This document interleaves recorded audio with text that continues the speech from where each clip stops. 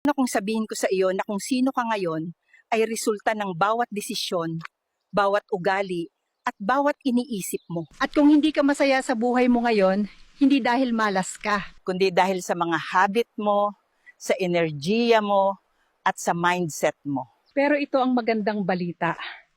Pwede mong baguhin ang lahat sa pamamagitan ng pag-disappear. Kapag sinabi kong maglaho, hindi ibig sabihin nun tumakbo palayo. Ibig sabihin, tumahimik. Mag-focus sa sarili. Huwag nang magpaliwanag, huwag nang mag-post, at tigilan ang paghihintay ng approval ng iba. Kasi sa katahimikan, doon ka magsisimulang buuin ang sarili mo muli ng may matinding intensyon. Magpo-focus ka, magpapagaling ka, uusad ka. Noong 20s ako, nagkasakit ako ng matindi. Walang nanisi sa akin pero alam kong ito ay dahil sa kapabayaan ko. Kaya nagdesisyon akong maglaho. Binago ko pagkain ko. Naglakad ako araw-araw hanggang kaya ko nang tumakbo. Wala akong pinost. Wala akong sinabihan.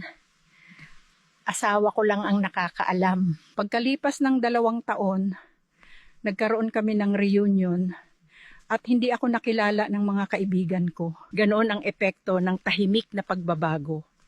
Babalik kang hindi na nila makikilala sa pinakamagandang paraan. Ang mga ugali mo ang huhubog sa kinabukasan mo. At kung hindi ka masaya sa kung nasaan ka, oras na para baguhin ang routine mo. Hindi mo kailangang baguhin lahat agad-agad. Simulan mo sa maliliit na bagay. Gumising ng maaga, kumain ng tama, mag-ehersisyo, maglaan ng oras para sa sarili mo. Alisin ang ingay, distractions, drama, social media. Dahil kung saan mo inilalagay ang enerhiya mo, doon patutungo ang buhay mo. Tandaan mo, hindi ka natigil dahil sa mundo.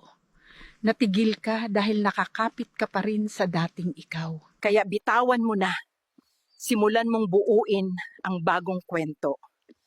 Paalalahanan mo ang sarili mo, hindi kung sino ka noon, kundi kung sino ka na ngayon at kung sino ka sa pagpapatuloy mo. Ang buhay na gusto mo, isang desisyon na lang ang pagitan.